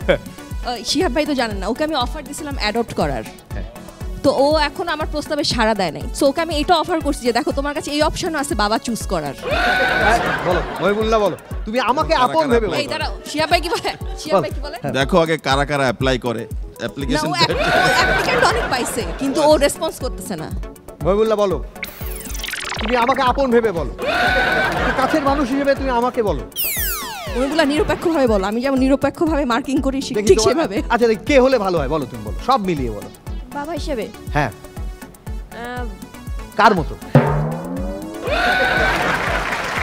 মামা যে আছে সেই থাকবে, বাবা যে আছে সেই থাকবে, সেই তো অফার করতেছে। বলো। নিজের বাপ থাকলে ভালো হয়, ওর নিজের বাবা থাকলে না ভালো। না না না নতুন লাগবে আমার জন্য তো। বলো বলো বলো, তুমি যেহেতু গ্রুমিং সেশন ছিলে, কাকে মনে হচ্ছে ভালো? তুমি চাও কে সবসময় তোমার সাথে থাকুক? বলো। হ্যাঁ, সাইফুল ভাই। সাইফুল ভাই তো আমারও বড় ভাই, সাইফুল ভাই বাদ। সাইফুল ভাই আর হচ্ছে ভাই ইশতিয়াক ভাই, ওনারা নাই, ওনারা ডিসকোয়ালিফাইড হয়েছে, একজন বয়সের জন্য একজন চুলের জন্য, ওনারা অ্যাপ্লাই করতে পারবে না। আচ্ছা ও কেন এটা বলেছে আমি জানি, ও অ্যাকচুয়ালি জোকস ও ভাইয়ের কাছ থেকে পায়, তো ভাবলো যে আরো এক এপিসোড আছে। ওকে, সরল মনে। হ্যাঁ, সব ভালো ছিল। তারেক তো যে সুন্দর করে হাসি দিয়ে স্টেজ এসে দাঁড়ায়, ভালো ছিল। Best of luck. Tushar Khan. হ্যাঁ, সেই ওর এন্ট্রিটাই অনেক ভালো লাগে, মনটা ভরে যায় তখনই। তারপরে শুরুটা অনেক ভালো ছিল এবং ওভারঅল অনেক ভালো ছিল। ওকে, এই যে বিয়ে নিয়ে এত কথা বললো, হাসি মুখেই বললো, কিন্তু শেষ পর্যন্ত আমি জানি না এই হাসি শেষ করে অনেক জনপ্রিয়তা পাবে, তারপর সত্যি সত্যি বিয়ে করবে, আর তখন বিয়ের পর হাসি মুখে কি গাইবে? আরে আমার ঘরে আমি মেম্বার, আরে আমার ঘরে আমি মেম্বার, পরের মাইয়া চেয়ারম্যান, বিয়া করলাম কেন রে দাদা, বিয়া করলাম কেন? আমার ঘরে আমি মেম্বার, আমার ঘরে আমি মেম্বার, পরের মায়া চেয়ারম্যান। বিয়া করলাম কেন দাদা, বিয়া করলাম কেন দাদা, বিয়া করলাম কেন? এমন যেন না হোক, একবারে সুন্দর দেখে পাত্রী পাবে আমাদের তারেক মাহমুদ, এবং হাসি মুখটা যেন থাকে। একটা শুভকামনা, একটা জোরে হাত তালি। Thank you.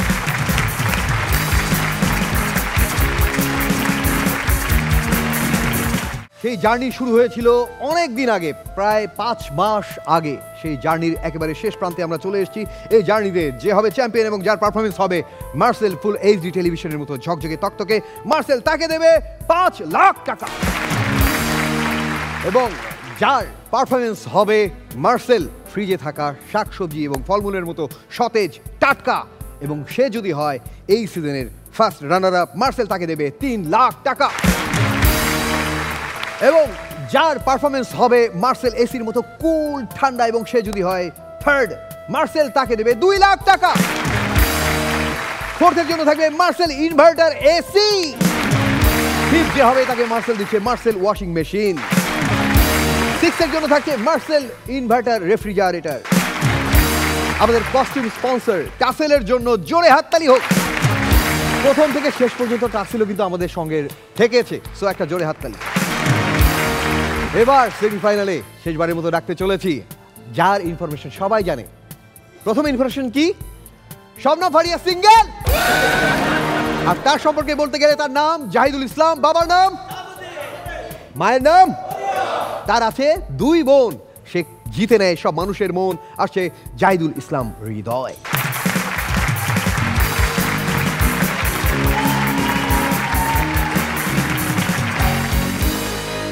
আসসালামু আলাইকুম। মেন্টর, রাবার, ব্যান্ড, ফারিয়াবু, হাই। আমিন ভাই, আপনার বাসার ইন্টারনেট কত এমবিপিএস? আইডিয়া। রনি ভাই, আপনার বাসার ইন্টারনেট? আমার 10 এমবিপিএস। আমার বাসার ইন্টারনেট 50 এমবিপিএস। হ্যাঁ, তবে ব্র্যাকেটে লেখা আছে রাত 2টা থেকে সকাল 6টা পর্যন্ত। মানুষের সম্পর্ক ভেঙে যাচ্ছে কারণ তার পার্টনার শারীরিকভাবে দুর্বল। আমার রুমমেটদের সম্পর্ক ভেঙে যাচ্ছে কারণ আমার ইন্টারনেট দুর্বল। পোলাপান গার্লফ্রেন্ডকে রাতে মেসেজ দিচ্ছে গুড নাইট, ওই গুড নাইট যাইতে যাইতে গুড মর্নিং চলে আসে। ইন্টারনেট প্রোভাইডারকে যখনই কল দিই, ভাই ইন্টারনেট চলতেছে না, কাজ করতেছে না, সে একই কথা বলে, ভাইয়া রাউটারটা একটু অফ করে অন করেন। প্রতিবার সে এক কথা বলে, ভাইয়া রাউটারটা একটু অফ করে অন করেন। আমি বললাম, ভাই রাউটার অফ করে অন করছি, কাজ করতেছে না। তাইলে ভাই নতুন রাউটার কিনেন। নতুন রাউটার কিনছি, কাজ করতেছে না। আমি কল দিলাম, ভাই ইন্টারনেট কাজ করতেছে না। নতুন রাউটার কিনছেন? আমি হ্যাঁ, কাজ করতেছে না। তাইলে ভাই রাউটারটা একটু অফ করে অন করেন। বললাম, ভাই আপনার পাগল, বারবার এক কথা বলতেছেন, রাউটারটা অফ করে অন করেন, আপনি চেক করে দেখেন কি সমস্যা। তো সে 2 মিনিট চেক করে বলতেছে, ভাইয়া সরি আপনার ইন্টারনেট কানেকশনটা না বন্ধ আছে। তো আমি বললাম, বন্ধ আছে কেন, আপনারা কেন বন্ধ করছেন? স্যার আপনার ইন্টারনেট কানেক্টটা আমরা বন্ধ করিনি, ইন্টারনেট নিজে নিজে বন্ধ হয়ে গেছে। আর ইন্টারনেট সবসময় রাতের বেলা স্লো থাকে। ও যখনই কল দেখে কথা বলে, ভাইয়া রাতের বেলা ইন্টারনেট স্লো থাকে, সবাই একসাথে চালায় তো রাতের বেলা স্পিড কম। তো আমি কী করবো? আমি রাতের বেলায় বাসায় থাকি, দিনে আমার অফিস আছে। আপনার ইন্টারনেট চালানোর জন্য আমি কি চাকরি ছেড়ে দিব? স্যার এনে আমার রিজাইন লেটার। কেন? স্যার বাসায় বসে ফেসবুক চালাবো। আমার অফিসার আইটি অফিসারও সেম কথা বলে। কিছু হইলে বলে, ভাই রিস্টার্ট করেন। বললাম, ভাই আমার মেইল কাজ করতেছে না। ভাই রিস্টার্ট করেন। বললাম, ভাই আমার প্রিন্টার কাজ করতেছে না। ভাই রিস্টার্ট করেন। বললাম, ভাই আমার কম্পিউটার রিস্টার্ট নিচ্ছে না। ভাই রিস্টার্ট করেন। বললাম, ভাই রিস্টার্ট নিচ্ছে না। এই কথা শুনে সে পাগল হয়ে গেছে। তারপরে সে হাল ছাড়ে নাই। 2 মিনিট পরে বলতেছে, ভাইয়া তাহলে মাল্টিপ্লাগটা অফ করে অন করেন। সময়ন টেকনোলজি এখন অনেক আগাইছে। এখন আপনি ইন্টারনেটে কিছু সার্চ দিলে ওরা কিছু ছবি দিয়ে আপনাকে জিজ্ঞেস করে, আর ইউ হিউম্যান? আপনি কি মানুষ? অথচ সে নিজেও মানুষ। মানুষ এখন সবচেয়ে বেশি টাইম স্পেন্ড করে স্মার্টফোন আর কম্পিউটারে, অথচ এগুলি আবিষ্কার হয়েছে সময় বাঁচানোর জন্য। বাংলাদেশও টেকনোলজি অনেক আগাইছে। এক জাপানিজ লোক ঢাকা এয়ারপোর্টে নেমে একটা ট্যাক্সিতে উঠে সে দেখে ট্যাক্সিটা জাপানিজ। সে খুশি হয়ে গেছে, সাথে সাথে বলছে, this is hour Japanese product, very smart, very fast. দেখলো ড্রাইভারের হাতে যে মোবাইলটা সেটাও জাপানিজ। সে আবার খুশি হয়েছে, সাথে সাথে বলছে, this is hour Japanese product, very smart, very fast. হোটেলের সামনে এসে সে নামলো, দেখে মিটারে বিল আসছে 3000 টাকা। এবার আর সে খুশি হয় নাই, সাথে সাথে বলছে what the hell, this is too much. এবার বাংলাদেশি ড্রাইভারটা বলতেছে, স্যার দিস ইজ আওয়ার বাংলাদেশের meter, very smart, very fast. কিছুদিন আগে খুলনায় একটা ছেলে 2 লাখ টাকা দিয়ে একটা হেলিকপ্টার বানাইছে। আপনারা ভিডিও দেখছেন? 2 লাখ টাকা দিয়ে একটা হেলিকপ্টার বানাইছে। এটা পৃথিবীর প্রথম হেলিকপ্টার যেটা উঠতে পারে নাই। এটা উড়ানে রাখা আছে। একটা হেলিকপ্টার বানানো হয় উড়ার জন্য, এটা মানুষ দেখতেছে আর জাস্ট নিউজ হইতেছে। এই হেলিকপ্টার এতগুলো মানুষ উঠে নাই যতগুলো এটা নিয়ে নিউজ হয়েছে। বাইরের দেশে 12 বছরের একটা ছেলে ইউটিউব দেখে দেখে গেম বানায় ফেলতেছে। বাংলাদেশে একটা 12 বছরের ছেলে ওই গেম নিয়ে ইউটিউবে চ্যানেল খুলে ফেলছে। আমেরিকার পার্কে বসে 5-6 জন ছেলে গোল হয়ে বসে ফেসবুক ইউটিউব আবিষ্কার করে ফেলছে। বাংলাদেশের পার্কেও 5 জন ছেলে মেয়ে গোল হয়ে বসে মাদক নেওয়ার জন্য। বাংলাদেশের মানুষ সবসময় টেকনোলজিকে একটু অন্যভাবে ট্রিট করে। একটা মানুষ 2,49,000 টাকা দিয়ে iPhone 60 Pro Max কিনা ওটাতে লুডো খেলতেছে, তাও 10 টাকা বাজিতে। কে খেলতেছে? আমাদের শাওন ভাইয়ের পরশ ভাই। আমি গেছি যোগ নিয়া, যোগ পরে আগে গুটি কোনটা কাটবো। শাওন ভাই গুটি কাটতে না পারে আমার যোগ কেটে দিচ্ছে। সবচেয়ে মজার বিষয় হলো আইফোনটা ছিল তরু ভাইয়ের। তরু ভাই নিজে আইফোন বাদ দিয়া 1110 সাপ খেলতেছে। বললাম ভাই আপনার আইফোন আছে, আপনি 1110 সাপ খেলতেছেন কেন? আইফোনে গেম খেলেন? আর আমি তো আইফোন চালাতে পারি না। আমি তো তাহলে কিনছেন কেন? আরে কিনি নাই, মোহাম্মদপুরে চিন্তা করে নিয়েছিলাম। এখন নিউজে বারবার বলতেছে যে সামনে রবট সকল মানুষের চাকরি খেয়ে ফেলবে, রবট সকল চাকরি নিয়ে নিবে রবট। আমি মনে করি বাংলাদেশে এটা সম্ভব না। রবট যদি বাংলাদেশে আসে মানুষের চাকরি নিবে না, চাকরি আর উল্টা বাড়বে, কারণ ওই রবট চালায় তার 5 জন লাগবে। বাংলাদেশের রবট কি চাকরি করবে? ধরেন একটা রেস্টুরেন্টে তাকে ওয়েটারের কাজ দিছে, বাংলাদেশের মানুষ এতবার ঝোল চায় যে রবট ঝোল দিতে দিতে তার নিজের ঝোল বের হয়ে যাবে। রবট সরকারি চাকরি করতে পারবে না, কারণ সে সময় মতো কাজ করে ফেলবে। রবট ঘুষও খেতে পারবে না, এই জন্য তার বস বান্দরবন ট্রান্সফার করে দিব। বান্দরবন গিয়ে দেখবে কারেন্ট নাই, তার শ্বাস শেষ, সে এক জায়গায় পড়ে আছে। একটা কৃষক ওটার কাকতাড়ুয়া মনে করে খেতে দাঁড় করাই দিব।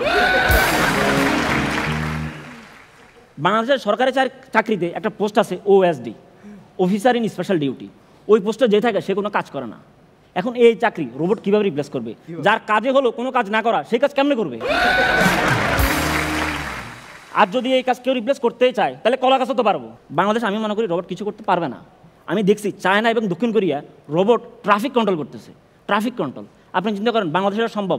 ধরুন আমরা বিজয় সরণিতে রোবটকে ট্রাফিক কন্ট্রোলের দায়িত্ব দিয়েছি, ওকে সেট করে দেওয়া হয়েছে যে গাড়ি ট্রাফিক রুলস ব্রেক করবে তার নাম্বার প্লেট স্ক্যান করে সে বাংলাদেশ পুলিশকে জানাবে। তো একটা বাইক রং সাইডে আসছে, রোবট বাইকের নাম্বার প্লেটের দিকে তাকালো, দেখে বাইকের নাম্বার প্লেটে লেখা Bangladesh police. Madam thank you so much.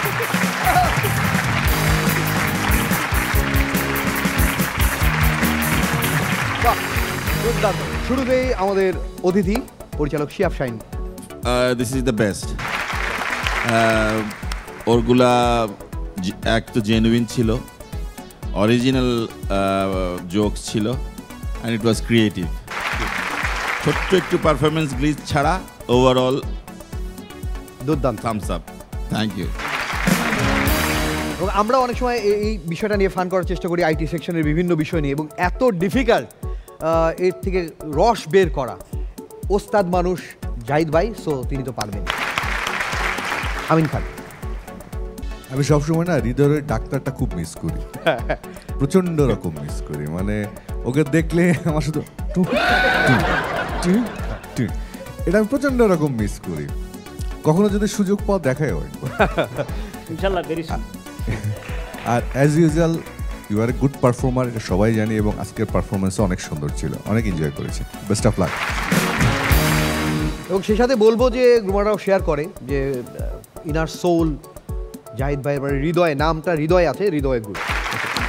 চাঁদপুরের মানুষদের এরকম হৃদয় অনেক বড়ই থাকে। আচ্ছা, জাহিদ খুব ভালো ছিল, খুব ভালো ছিল। জাহিদ, এরা অনেক আগে একবার তোমাকে বলেছিলাম যে হৃদয় হরণ করা পারফরমেন্স, আজকে সেটা হয়েছে। অনেক ভালো ছিল, আর লাস্টেরটা তো অসাধারণ ছিল, অনেক ভালো ছিল। ওকে, টাসেলও আমাদের কস্টিউম স্পন্সর। টাসেলও বললেই টেসলার কথা আমার বারবার মনে পড়ে। সো টেসলা এমন একটা গাড়ি, মনে করেন যে গাড়িটার কথা বলছি, সেই গাড়িটার সুবিধা কি, আপনি ধরেন এই গাড়ির যাত্রী, আপনার ঘুম ঘুম এসছে, আপনাকে ড্রাইভিং করতে হবে না, আপনি জাস্ট সেট করে দেবেন যে আপনার বাসার ঠিকানা, আপনি চোখ বন্ধ করে থাকবেন, সেই গাড়ি আপনার বাসার ঠিকানায় এসে আপনাকে বলবে স্যার আমরা বাসায় পৌঁছে গেছি। তো এই গাড়ি যদি বাংলাদেশে আনেন এবং বাংলাদেশে আপনি যদি এটা সেট করে দেন, আপনি তো ঘুমাতে চান, কিছুক্ষণ পর পর এই গাড়ি আপনাকে ডাকবে, স্যার স্যার আমরা এখন কোথায়, স্যার আমরা এখন কোথায়। তো আইটি সব কিছু আমাদের দেশে অ্যাপ্লাই করলে যে কী অবস্থা হবে, দুর্দান্ত জাহিদ ভাই, অসম্ভব সুন্দর, থ্যাংক ইউ। আপনাকে যেতে দিচ্ছি না, এই পর্বের সব কন্টেস্টেন্টকে আসতে বলবো, প্লিজ চলে আসুন, ফলাফল দেখবো আমরা।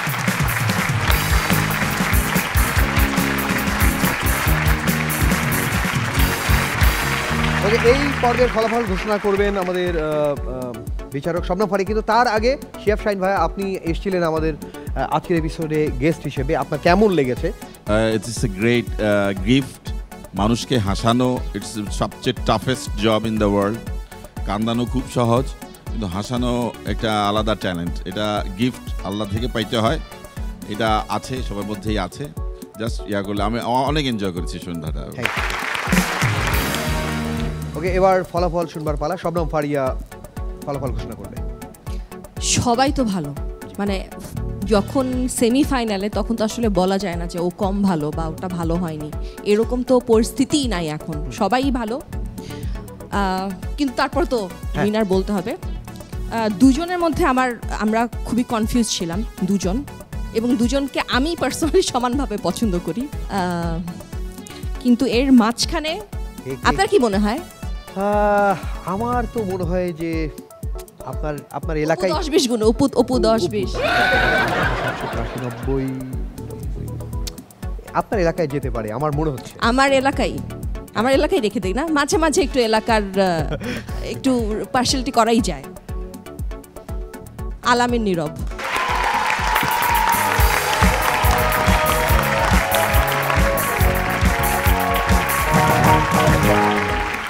তো সবার জন্য শুভকামনা থাকলো। ফলাফল আমরা দেখব আগামী পর্বে কারা আমাদের সঙ্গে ফাইনালে যাবে। আপাতত আজকের এই পর্ব থেকে বিদায়। প্রত্যেক বৃহস্পতি এবং শুক্রবার রাত্রি 9:30 হাজির হয়ে আমরা এই আয়োজন নিয়ে যার নাম মার্সেল প্রেজেন্টস হাসো সিজন 7 একেবারে শেষ প্রান্তে। আজকের মতো বিদায় নিচ্ছি, ভালো থাকুন, দেখা হবে আগামী পর্বে।